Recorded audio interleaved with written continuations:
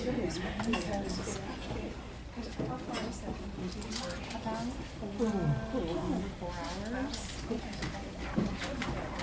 bad. Too bad. Not one of those more. Yeah. And now I'm dry. Yeah. Oh, okay, okay. Perfect. Yeah, a little bit. That's not bad. No.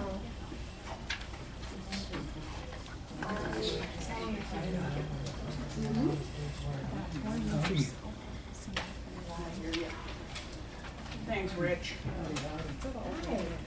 Can I see that note from your mother?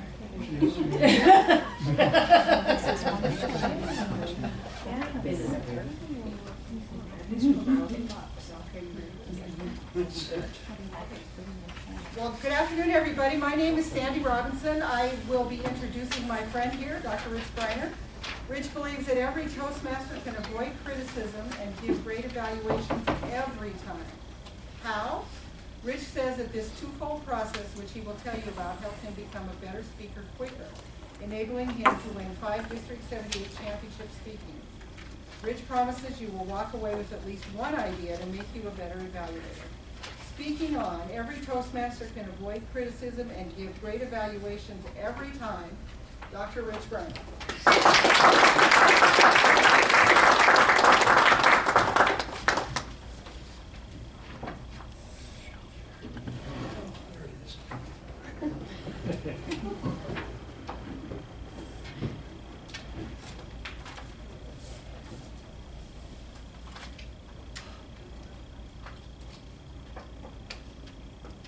There I was, 1981, Engineering Society building in the Toastmasters meeting.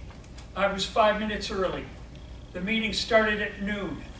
At precisely noon, the president of the club walked over to me and he slapped an icebreaker format down in front of me and he said, "Rich, see that guy across the room? That guy you never met? Yeah. You're going to evaluate his icebreaker." "Oh, thanks. Now let's get the meeting going." This gentleman was a museum curator for an art museum in Cleveland, Ohio. He was there to do, I thought, his 4 to 6 minute icebreaker speech, introducing himself to the audience, telling why he joined Toastmasters. What he did was to do a 15-minute speech that involved taking us on a tour of his museum.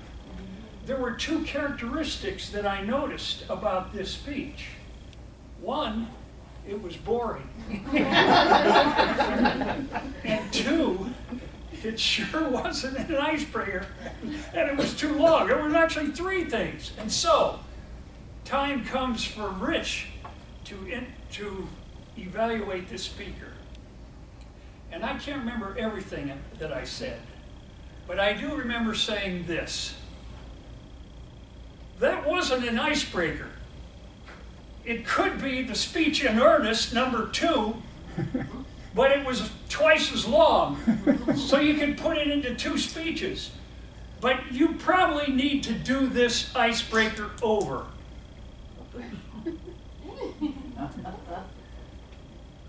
He never came back. He never came back to Toastmasters. Now, I don't know if I was the cause of it, but that evaluation has haunted me for over 30 years. Now, you may be wondering, what the heck is this guy doing talking about making better evaluations? Well, I am convinced that every one of you can do a great evaluation, avoiding criticism, every single time you evaluate.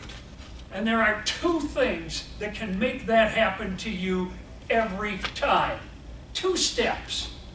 I guarantee you, if you take these 2 steps, you will be able to do a great evaluation, avoid criticism, every single time you speak. Would you like to hear what they are? Yes. When I say that, when I go like this, I'd appreciate it if you could say, hey, Rich, sounds like fun. Let's try it. Would you like to hear what those two things are? Hey, Rich, sounds like fun. It is fun. Number one is purposeful listening. Purposeful listening is number one. And number two is presentations that are organized. Organized presenting. So let's look at number one, purposeful listening. Raise your hand if you've been a Toastmaster for more than a year. All right, wow, cool, this is great. My goal today is to have you walk away with just one idea that will make you be a better evaluator. Just one idea. And so, here we go. How to be a more purposeful listener. And it starts the day before. As you probably all know, you call the speaker ahead of time. You find out what it is that they're going to speak on, their project. You find out a little bit about them if you don't know about them. They're on a certain pathway. Find out what it is about that pathway that attracted them so that you know the objectives of the speech and you know a little bit about them and their Toastmaster. Raise your hand if this is old stuff for you. Yeah. Okay. It surprises me. Half of the room said, I thought everybody would raise their hand. Okay. That's because I'm real old and you're not. Okay. So, what's next? The next thing to do is ask their why. Why is it that you're in Toastmasters? Why are you in this pathway? Easy enough. The next thing, something that I learned that is really effective, and I'm not sure anybody ever does it. Call the speaker during this interview the day before.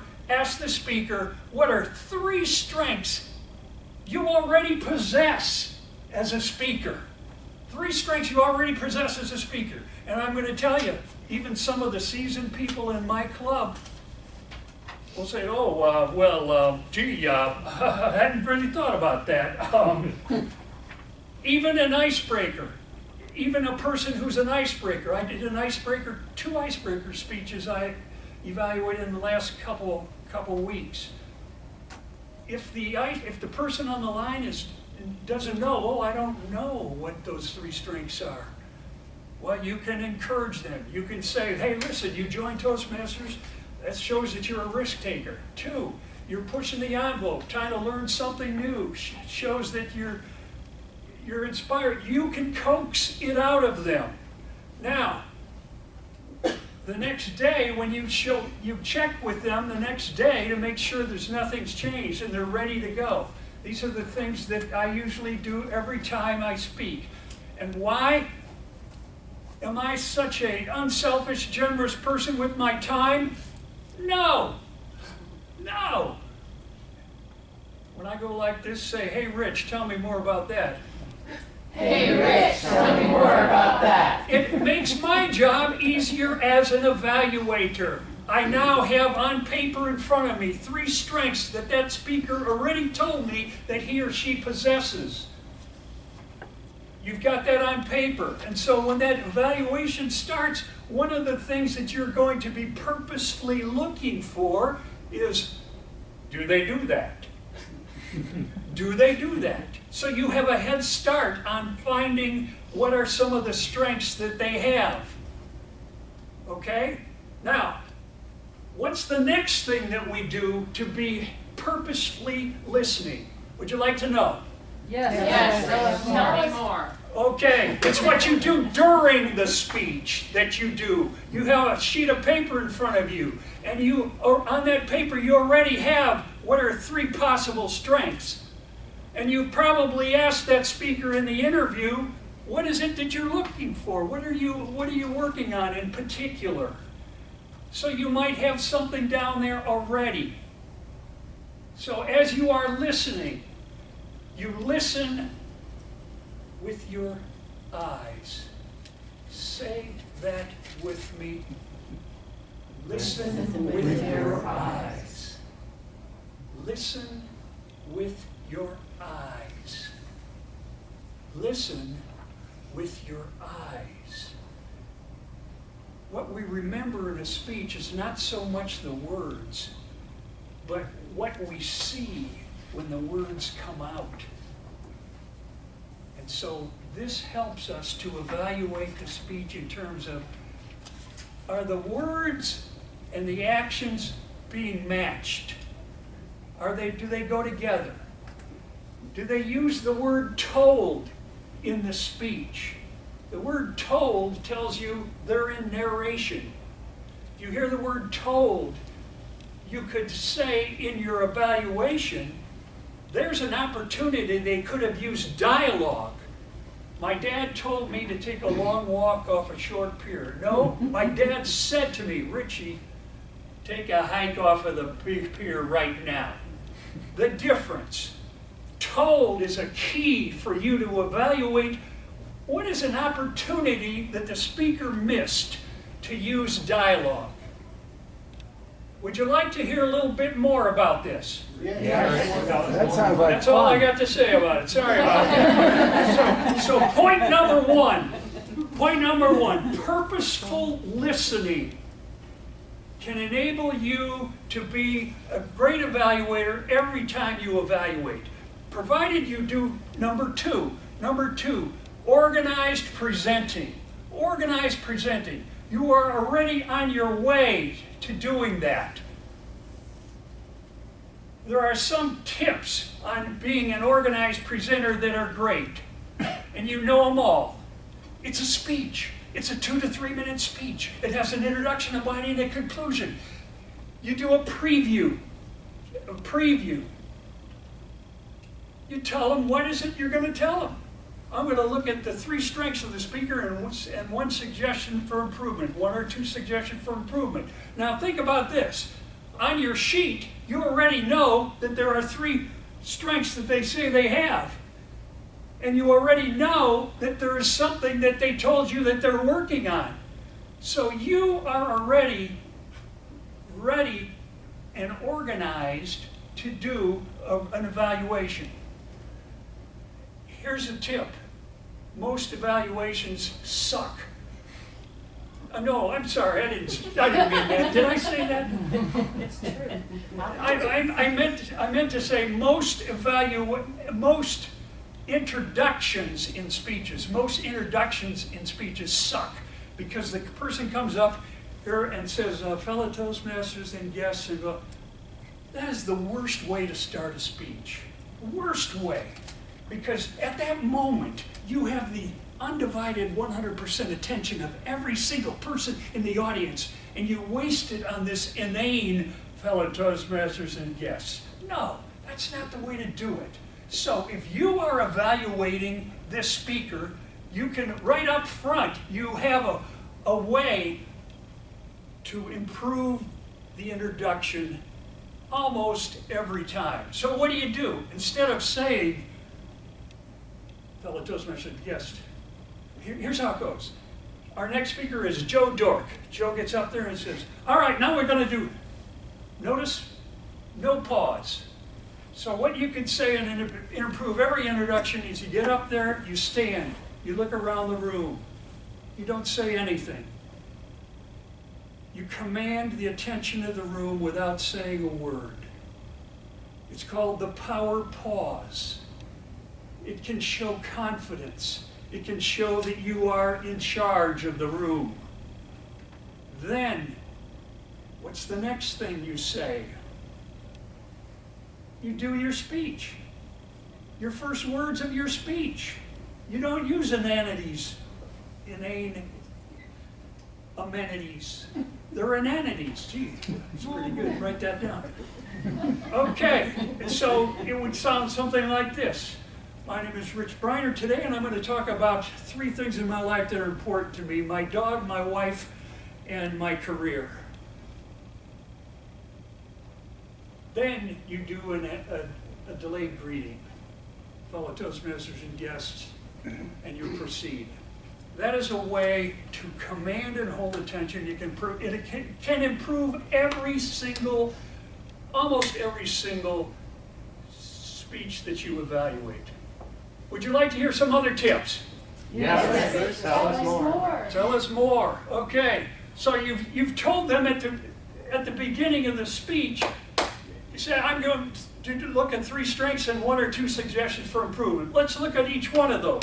Number 1, you enumerate your points as you make them. Number 1, he had great humor in his speech, as indicated by, and then you tell the little specific thing that made you conclude that. He had a very good conclusion, as indicated by the fact that he returned to his introduction and it tied into it and made it seem like we'd gone full circle. He used dialogue in his speech. I could tell that when he was talking to his son. He didn't say to the audience, my son came to me and told me that he loved me. No, that's narration. That's using told. Better to say, my son Jimmy came to me and he said, Dad, I really love you. One of them indicates emotional power. The emotional power of the speech comes from the dialogue. And if they're using the word told, they are avoiding a possible instance in which they can be more effective. Does that sound like something you could use? Yes. Tell us more. Hey, Rich. That sounds like fun. Sounds like fun. It's so easy. Okay, so where are we? Where are we now? We're in organizing and presenting it more effectively. Let me look at my notes. You're allowed to have notes here. That's a rule. When you are making suggestions for improvement, show how. Show how.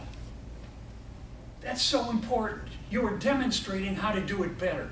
They will never critique you for that. This is a helpful suggestion. Just like I demonstrated for the introductions. I demonstrated. I showed you how you could do a better how you can critique the introduction and show how to do it at the same time. Okay? Somebody did a speech the other day. On the conclusion of the speech, I said, and it sounds insensitive maybe, I said that the conclusion seemed to dribble off. Here's what I think you could have done to make it more powerful. Summarize the 3 points and then say, I leave you with these words. The title. Tell the title in your last words. That's what I said to him. And of course we know, last words linger. And the title in his last words that day showed that he went full circle. So there were a couple of good reasons why this would be a better evaluation of a speech. There are a couple of, how's the time? How are we doing? We've got about 7 minutes. Got 7? 7. Oh, goody, goody. Would you like to hear some mistakes that often happen when people evaluate? Oh, Rich, that sounds like fun. Tell you more. Okay. Well, hey, how about the rehashing of the speech? Raise your hand if you know what I'm talking about. Look at this. Okay, the rehashing of the speech. Some people with advanced degrees like me call it the regurgitation speech. But that's what it is. And let me give you an example of it. I'm pretending like John. John, in your speech today, you had 3 points, which I'm going to repeat. Then you told a joke, which I'm going to repeat. Then you told a story, which I'm going to repeat. I'm not going to do anything more than repeat what you just said.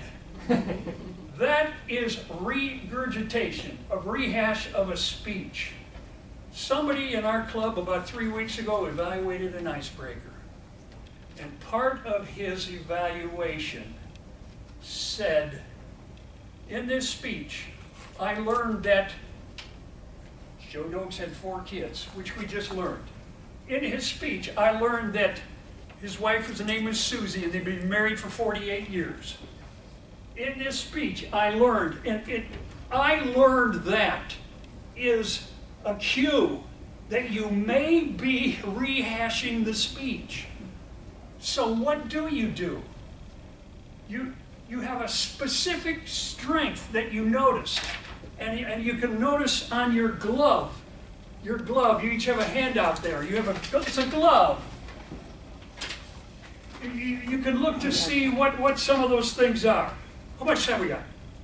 6 minutes. Five minutes, okay. I'm gonna, ladies and gentlemen, these are just some of the suggestions that you can make a great evaluation without critiquing every single time you speak if you do purposeful listening and organized presenting. And we got about 2 minutes. Before I close the speech, we're going to have about 2 minutes for questions. Short, specific questions. How do you evaluate a speech when the speaker doesn't really meet the project guidelines? You know, they have their guideline from the manual or whatever, and they just totally miss the objective. Yes. Did you hear the question? How do they evaluate their speech when they totally miss the guidelines? After what I just said in my word for you asking me that question, I might not be the best guy to answer. But how do you do it? You evaluate what he did do.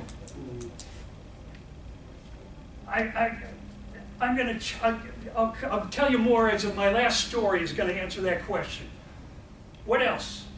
Other questions you have? Yes. Have you ever asked somebody to give you a different evaluation if somebody just whitewashed you? In the midst of the club? Yeah. Well, not so much in the midst of the club, but afterwards. Yeah. Oh, absolutely. Yes. Do that. Do that by all means. What was the question again? The question again was, have you ever asked somebody to give you another evaluation after the meeting of the speech they just heard? Yeah, you can do that all the time. Do that all the time. You can also go up to them and say, you know, that guy did a great evaluation of me. He pointed out 10 of my strengths. I am sure I have more. Would you tell me? Why wouldn't you do that? Okay, last question. Yes, sir. Ma'am. Does your club, or do you know of other clubs that actually have like multiple evaluators for one speaker so that you get more feedback versus kind of being whitewashed? You might get some better feedback. Yeah, do the clubs I know have any people who have multiple evaluators of the same speech? Some of the power clubs, some of the big clubs do that. I was in a club one time where each speaker had 5 evaluators. And, but it was one of the advanced clubs where you had to be a member of another club, and they do that. You can do anything you want. Somebody who's trained, anybody here have a contestant in the either of the 2 contests tomorrow? Yeah, you usually do a round robin speech. How much time we got? 2 minutes. Okay, so ladies and gentlemen, I'm going to close with a story. But I want you to remember this. Every Toastmaster can give a great evaluation, avoiding criticism, by being a purposeful listener and a organized presenter. About a month ago, a seasoned Toastmaster walked into our club a little bit late, and he slapped down in front of me one of the Better Speaker Series projects. It's a 15-minute project in which he was supposed to educate us on how to add gestures, vocal variety, all those things that you see on your yellow card. He was supposed to do an educational session, not do a speech. As he got up there, it became obvious to me he wasn't doing any of that. And I flash back 40 years ago to the haunting situation before, and I'm thinking, oh no, Lord, why do you do this to me? And so, I got up there at the end, and I started the evaluation this way. We're doing a listening test. Would you please raise your right hand like this? Would you put your fingers in a circle like this? Now, put your fingers on your chin like this. Now look around to the person next to you and say, hey, stupid, that's not your chin. Notice the power of non-verbal communication. I went on to evaluate his speech like a normal speech. And then at the very end I said, if you don't think nonverbal communication is important in a speech, just remember this.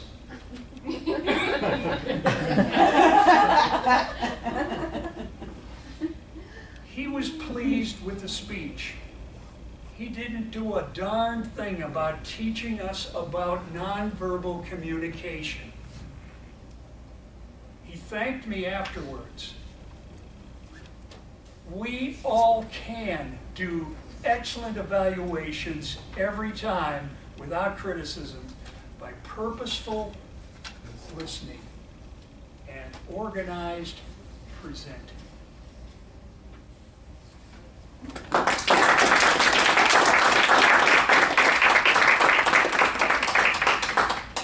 Thank you very much, Rich, and thank you for coming. If you will take a minute to fill out those little yellow evaluation sheets, you can leave them with me when you leave the room, or if you want to take a little more time and don't finish it today, there's a box out there at the registration table as well. In the agenda, I think for the afternoon, there's a 15-minute break right now, and then at 3:30 will be the judges and contestants briefing. So if you're a judge, please go to the Russell room. I think this is the Russell room. And then the contestants will be in there. Yep. Yeah, so if you're a judge, you could just stay here, I guess. And then the Aronson room will be for the contestants. And then at 4 o'clock today, of course, will be the international speech contest.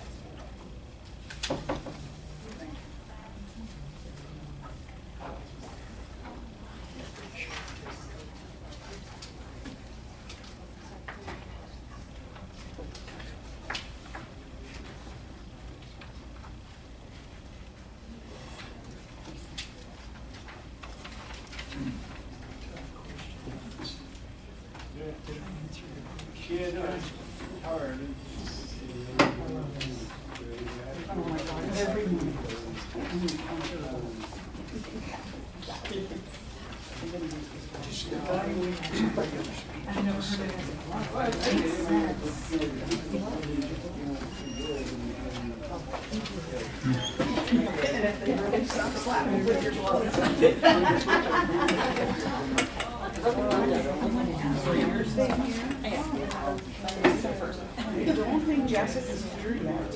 Here's the thing. I saw her.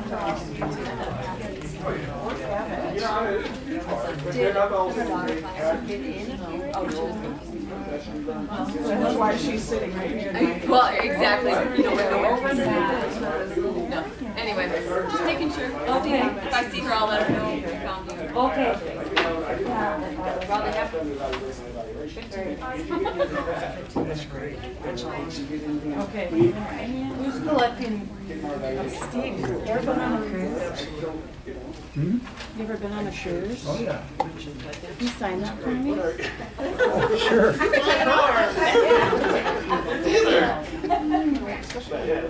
Just one of those good Yeah. things, you know, you learn to get away with. Yeah. I suppose you need a lesson too, though. It's a good thing to take on yourself. Sorry, I only Thank see you so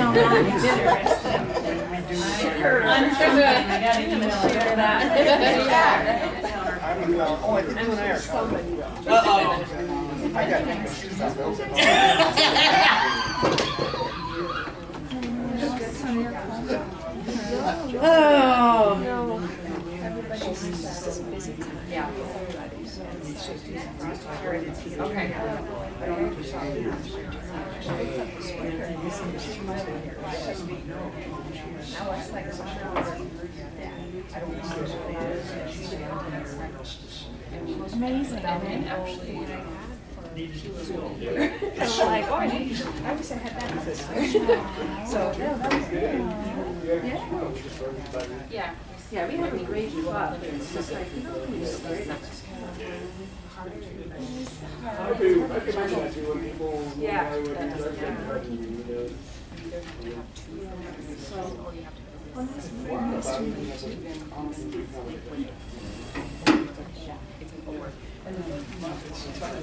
It is. Nice and cool in here. And none of the, I eliminated it.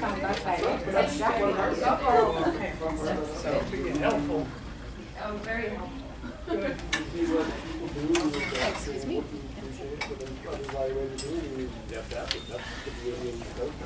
Yeah, yeah, right. Yeah, I think that was good. So I'm expecting your evaluation here. You get it. You'll get it, all right. And you'll be introducing me in the morning. Right, yes, yes. Thank you. Did I- Yeah, I was just looking, actually, I was thinking I might run up to Mike too, because it's 3:16 and this is at 3:30. I need to get something to drink. Oh, you were gonna. Sheila is on her way. No, And I just said, I have to say hi to my Susan. no, Susan. Oh, very nice. The other. Yeah, Marilyn would have come, but her daughter is doing the commencement address at the event Yeah, I'm on Saturday. So she has different priorities.